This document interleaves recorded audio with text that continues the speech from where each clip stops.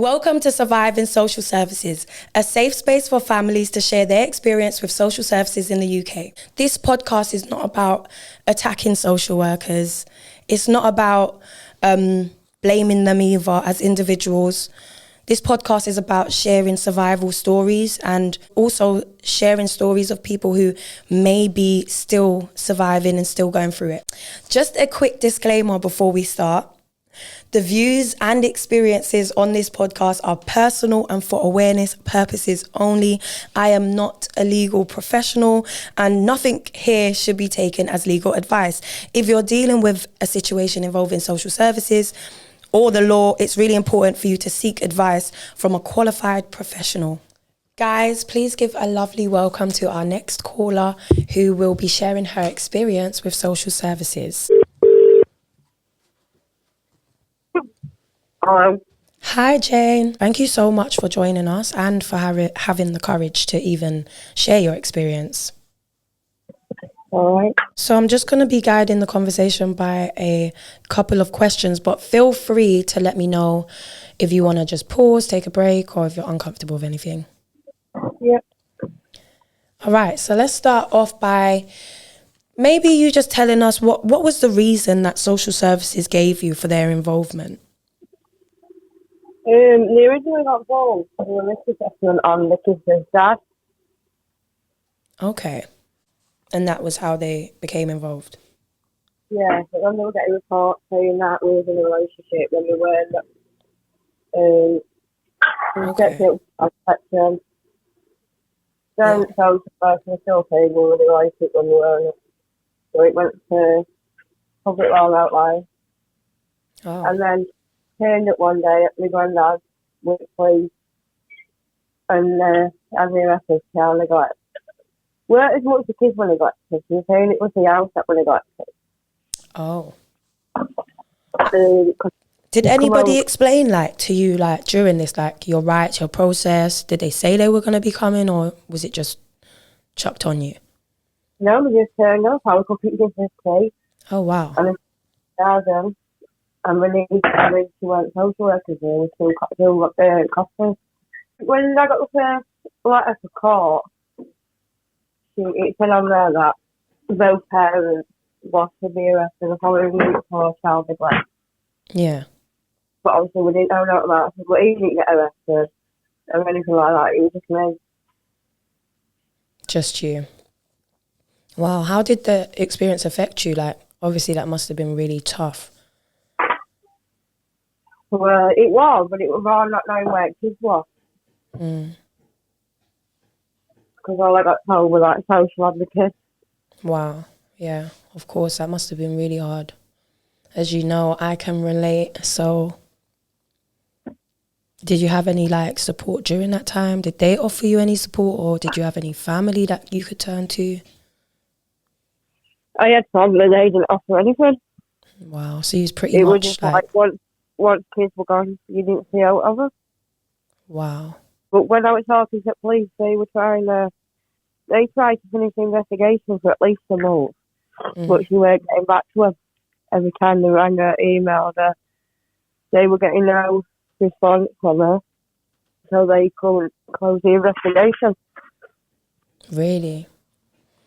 They want to speak to me kids again. Do you mind me asking if you've done anything about it, complaints process or written to your MP or? No, I don't know where to start. Yeah, it's difficult, isn't it? Yeah, I know if I didn't have my advocate kind of doing everything for me, I wouldn't have a clue where to turn. So, have you ever heard of an advocate? Yeah, I asked the social worker to get me one, and she wouldn't do it. Wow. I will definitely send you some links. I feel like you need to know the kind of support and help that you could be getting. Thank you. So how are you now? Honestly. I'm just trying to keep going. Just getting by. I've got to keep fighting, remember? They like to control everything. Yeah, and that's why I'm pushing for support over separation and family preservation, because Like, we're going to make mistakes. We're human. And I don't know about you, but I grew up in the care system, so I was definitely going to make a lot of mistakes. And, you know, all we need is the right support people, or the right at least tell us what you're looking for, you know? Yeah. It's like in the court papers it says that they'll refer me for parenting course, they'll refer me for mental health support. I don't need mental health support, I did it all myself. I got signed off by a mental health nurse, and that they provide like a roadmap and stuff like that. They're not doing anything what it even says in court papers. Oh, but man. she made it clear from the moment she took the kids that I weren't getting them back. A recommendation for the two of them was adoption before we even had a parenting assessment. Wow. So they had a recommendation for adoption before a parenting assessment? No, that's before crazy. my parenting assessment was started, she'd already recommended long-term foster care for one. Did anybody explain to you why? Apart from just like this house neglect, like they didn't explain anything else? When the police come out, they said there were no signs of neglect. Wow. And so you have that as your evidence, right? Yeah. They said there were no signs of neglect. The only problem that they had was the garden that needed cutting. But it was February. That's not enough, man. The garden needs cutting. Like, the house that they put me in and I grew up in, the garden was like a forest, you know? And they weren't watching that. It's just really unfair how, like, it's really unfair how, like, we're judged unfairly, and, like, some people get to just get away with doing the exact same stuff and it's not even an issue. Yeah, I know. That's a joke. Kids that need socially involved and they just don't even entertain them. So what would you tell somebody who like had social workers' involvement? Well, tell them not to trust them because none of them can be trusted. Wow. Yeah, but that's a common mindset, right? Like everybody, I've heard that from most people, is like, don't trust them. Yeah, like they're too out, but they're not. Be honest, do you think there's ever any hope for them in the future? No. I understand. Not what we've got all this corruption. Yeah. It's not even just us, like, do you honestly feel like there's anything that you could have done differently that would have changed how it ended up? Do you feel like there was any chance? Well, I weren't a bad parent, but I probably could have been a little bit better. Like, I was poorly a lot, so like, because I was poorly, none of us are perfect though, right? We don't need to school a lot. When I was poorly, that they had to just like drag us to school while I was really bad. But and I think give yourself a lot of credit for even having the courage to speak about them and not be scared of them. Do you know what I mean? Yeah, I'm definitely not scared of them. Nah, tap yourself on the back, girl, because a lot of us are, okay? She controls absolutely everything. Like, I'm not allowed to take my own photos at kids. The contact centre's got to do it and email it. One of the kids has got a phone. She's put a stop to him ringing me. Wow. One of them is in the hospital. I don't get no updates on his hospital appointments. I'm not allowed to attend any. And that must be flipping heartbreaking for you. Yeah, it is. Because I've always done it with him coming me in while she's held pregnant. Every hospital appointment, every operation, it was me. Bless you, ma'am. I'm not a legal professional, but I can tell you what I would do, and I wouldn't give up, hon. I would go to that MP. I would go to them ombudsman. I would give them the evidence. You know, like you said, you had police statements or police saying that the house isn't what they said it was. Like, take that to them, fight them, and don't give up. Yeah, I would. And remember, I am always here if you ever want to shoot a DM. And if you want to get involved with what we got going on with this whole surviving social services, just know that there's a lot of us and you're not alone. Thank you. All right, stay strong, hon. You too. Bye. Well, that was tough. These conversations are difficult, sometimes hard to hear, sometimes hard to tell, but they are important and they need to be heard. Now we're going to start answering a few anonymous dilemmas. I know a lot of people wanted to come and have their own time on the show to tell their story, and we will hopefully be doing more episodes in the future. I thought it would be a good idea to at least take some anonymous submissions that we could talk through together. So the first one says, I got into a new relationship during court proceedings, but then I ended it. I saw a red flag, and once I ended it, the boy started to harass me and stalk me. I reported it to the police and the social worker, as I thought was the right thing to do. But the social worker has said it happened during the relationship. I'm guessing the stalking and the harassing. But I have a police statement stating it was after the relationship. So to a judge, it looks like I haven't made any substantial change when I have. I've done therapy, I've done tests, parenting courses, DV courses, and a level 2 DV college course. I also can relate to I didn't even want to get in a relationship after the one where I experienced DV. That's mainly around social services. I'm so scared to even step into a relationship like that because of social services. So I definitely understand what you mean. And it is minor mistakes like that with a social worker saying it happened during the relationship and the police saying it happened after, that could change a whole situation. It is little tiny mistakes like that that social workers could make, that a social worker could make, let me say, that could, be really detrimental to a family, to a outcome in court. So I would say learn to play their game.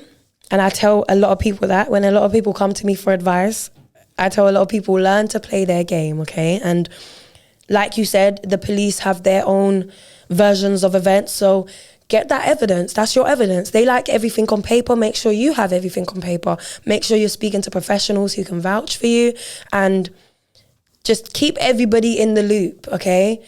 Professionally wise, so that you have evidence. Here's another one. Hey, sweetie, I came across your post and I would like to see if you could help me navigate social services. I want to take them to court. They have mishandled and lied to paint a narrative against me, to cover up the misconduct of multiple workers that have been on my case. This has all started because I have no parents, and all I done was ask for help and a respite for my oldest, who has additional needs. But they tell me there's no funding and no eligible support. So they waited till things got so bad and then did an interim care order. Wow. I'm really sorry. That is a lot. To ask for help and then the help be used against you. I mean, I know what that's like, but a respite, to be honest, I didn't even know respites existed until recently. For anybody who doesn't know, a respite is I think it's somewhere where your kids can go to a sort of very short-term care placement, but not care placement, if you know what I mean. They would go somewhere else that would hopefully be a safe place for them, and the parents would get a chance to breathe. So what you're saying is you would like advice and help for taking them to court, right? I'm not a legal professional, as you guys know. I mean, this is all new to me. This is all a learning process for me. I'm literally learning as I go along, and I can only tell you what I would do and my own personal experience. I can't actually help you get your kids back or help you go to court. So I hope you guys can understand, and Renee is doing as much as she can. But I'm definitely open to speaking with you guys, especially because I've realized a lot of you guys don't even know what support is available and what steps you could even take. So if you're looking to challenge social services, there are, and I am reading off my phone, by the way, because I did do my research. There are key steps usually involved in gathering evidence and requesting your full case records, which we know and we spoke about can often take a long time, and getting independent legal advice, especially from a solicitor who specialises in family law. I had a really good solicitor. I don't know what I would have done without her, so I feel like that is really important, to look around, find someone that you can relate to, because it's really sensitive and you're probably going to need a shoulder to cry on from time to time. But yeah, you can make a formal complaint. By the way, guys, if you haven't had an advocate and you don't know what an advocate is, go and look up advocates. An advocate really helped me to get my savings back. So check out how to get an advocate and check out the age limit. I don't want to give the wrong information, but I think it might be 25, 26. Check that though. So yeah, find an advocate if you can. Do a formal complaint. If you've got an advocate, they can do that for you. And then escalate to MP, and that doesn't work, guys. If you contact your MP directly and they're not answering you, they probably have a lot going on, and I'm not saying that your situation isn't and shouldn't be a priority, but they also have caseworkers that work with them, so you can contact the caseworker. You can also go to your ombudsman if that doesn't work. So there are steps, and once you take these steps, the tone and attitude of the services often change when they realise that you know your rights. So just lock in and get to know what you're entitled to. So we got our last anonymous submission, and this one says, I'm fighting a judge that has dealt with me and my family for a very long time. She judges me off a system that just sees me as another failed care kid with no support network, they falsify everything, and they make sure my babies never come home. I've complained, I've got a solicitor, a barrister, and an advocate, and they keep on refusing to give me an independent social worker or any updated risk assessments. I just keep on being judged as a scared little teenager who needed support. I've been fighting, and they have taken my children based on my childhood experiences. The same judge, the same social worker. I am really sorry that you are going through that, hun. That is really tough, and I know what it's like to be judged as a care experienced person and sort of not given a chance. And that's why I'm pushing for family preservation, because I'm not saying that in some cases children shouldn't be removed, but I'm saying let's exhaust all the resources that we have and all the support networks that we have.